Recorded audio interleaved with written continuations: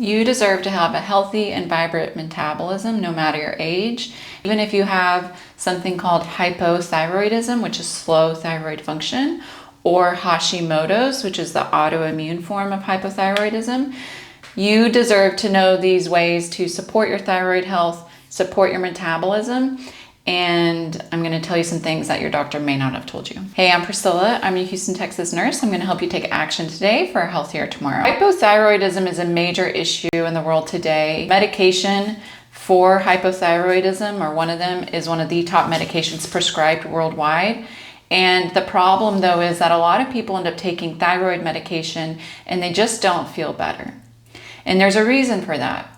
And the reason is what I'm about to explain to you. Like I said, even if you don't have a thyroid dysfunction, you should know these things, because something that is also possible is to have something called subclinical hypothyroidism. Subclinical hypothyroidism is when you have symptoms of a slow thyroid.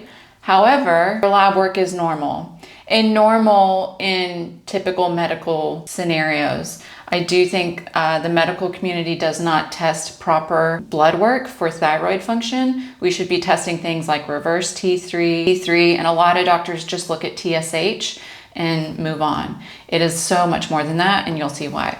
A few things to explain thyroid function, first and foremost, is when we think of our metabolism and our thyroid function, you might, like most people, we just automatically think about our thyroid. The reality, though, is that your thyroid, like many other aspects of our body, functions on something called a negative feedback loop. And a negative feedback loop is when there is feedback from other parts of the body that then sends signals to the source, the thyroid, and tells it what to do. An example of that would be if you're going to the grocery store and you go check your refrigerator before you go to the grocery store. You see you already have enough meat for the week and eggs, so you don't need to buy meat or eggs. What are you gonna do? You're gonna cross that off your grocery list. So then when you go to the grocery store, you're not going to buy meat or eggs. The same thing is happening with our thyroid. Your body, different areas of your body are sending signals through these hormones to tell your thyroid what to do.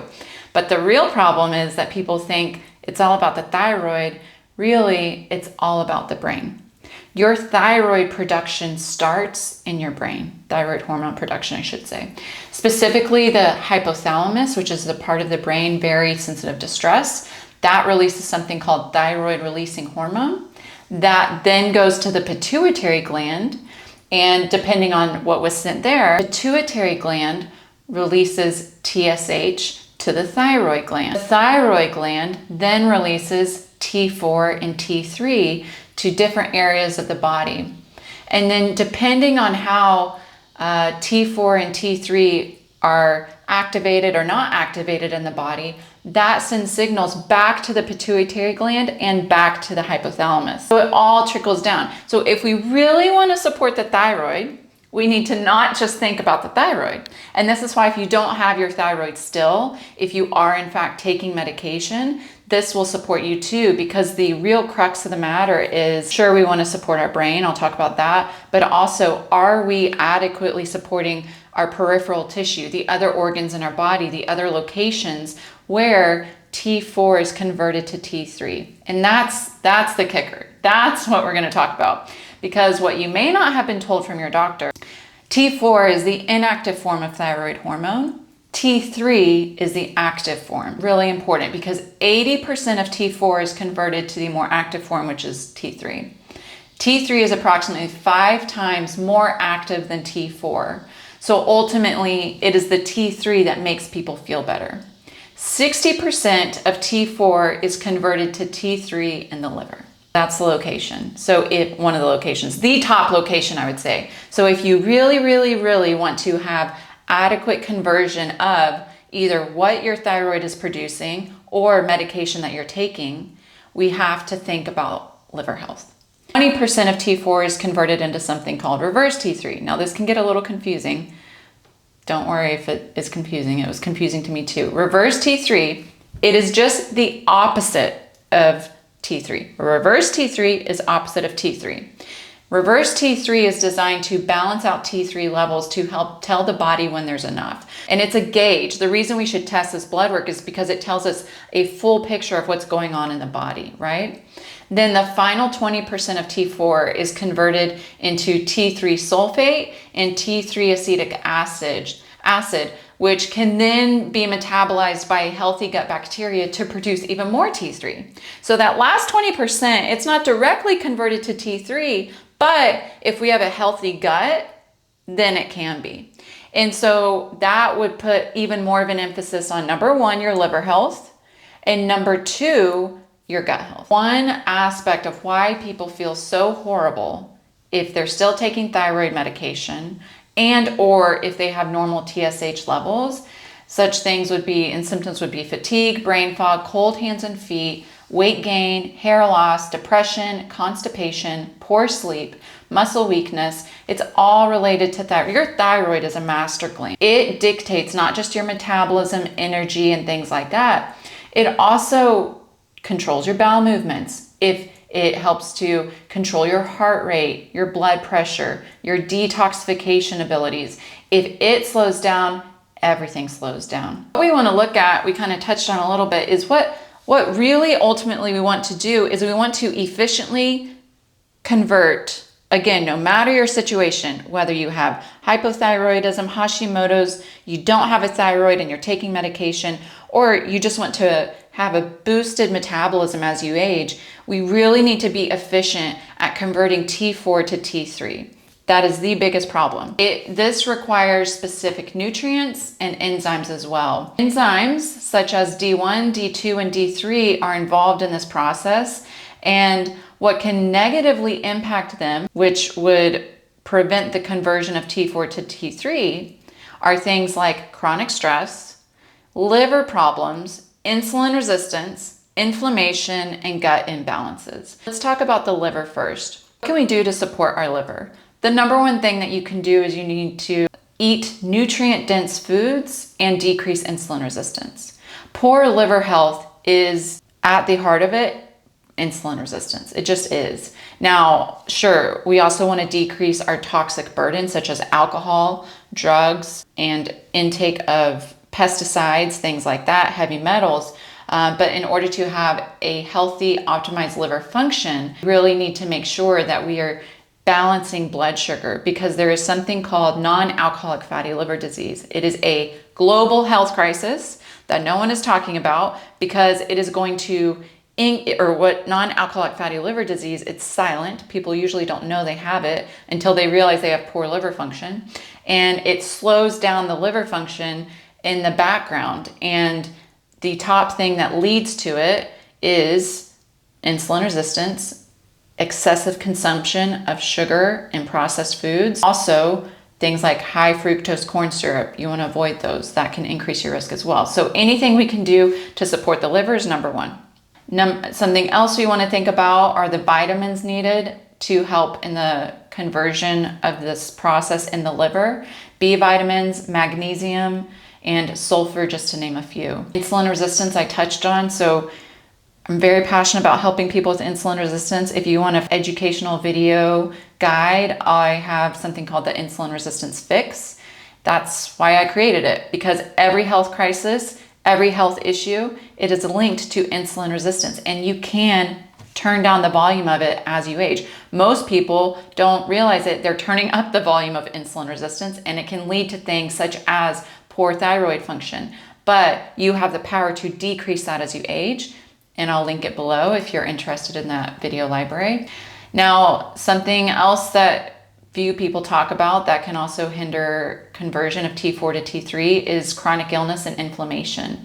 Inflammatory cytokines such as CRP, you can have blood work done to check your CRP levels, decrease the enzymes necessary for this conversion. Having an anti-inflammatory life will help your thyroid. That's why so many of my clients who do deal with thyroid issues feel better when they implement an anti-inflammatory lifestyle. Again, it's not just food, it's definitely food, but it's also our lifestyle habits and choices. Let's talk about the gut. Gut imbalances. Remember, 20% is converted here in the gut. And then maybe that extra little 20% I talked about if you have a really good gut health. This conversion requires an enzyme that comes from beneficial gut bacteria. So if we don't have the good gut bacteria, the conversion will not happen. Also, a lot of people have something called leaky gut. Leaky gut is when the lining of the gut becomes more porous than it should be. Our gut lining is similar to cheesecloth. Things can come and enter and exit. But what happens in leaky gut is those little holes become way too big. And then what is in the gut actually seeps into the bloodstream. And that is very, very bad. Because when there is something in the bloodstream that shouldn't be there, the body reacts to it. It attacks it. That leads to inflammation.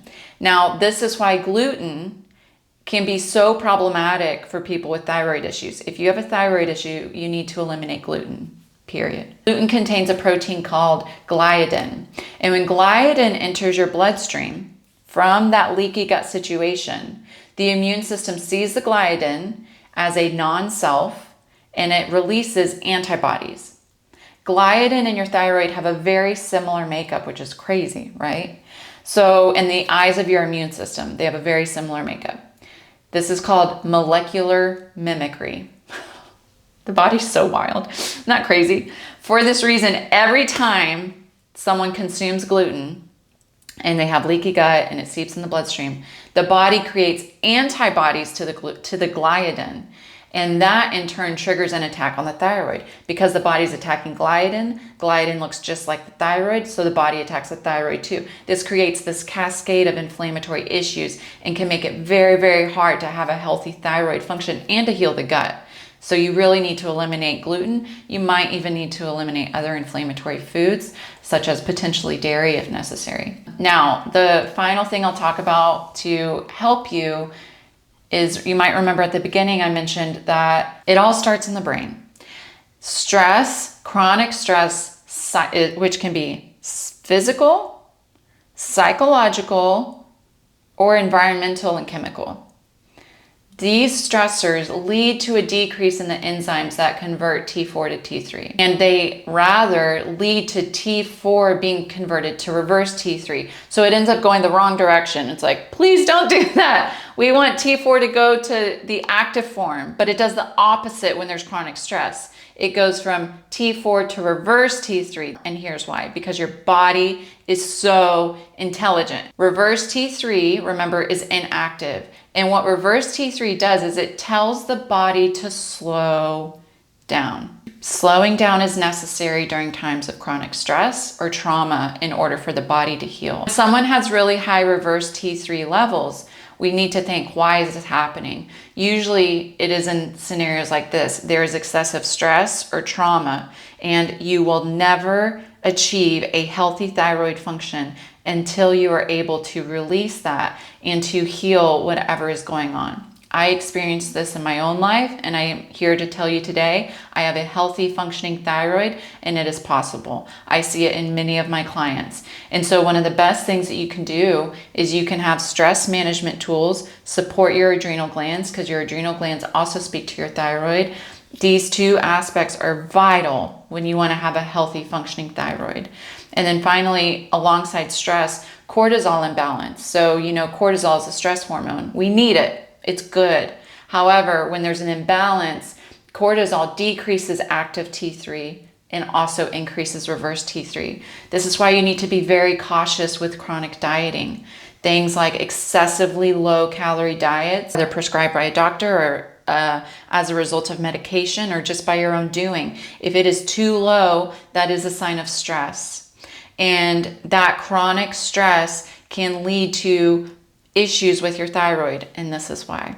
So you need to have specific nutrients. You need to have good liver health, gut health, and some of these other things. I've thought about making a thyroid video all about the nutrients necessary. If you would like that, let me know below, or if there's any other questions, let me know in the comments. Thank you so much for being here. Hope this was helpful, and take care.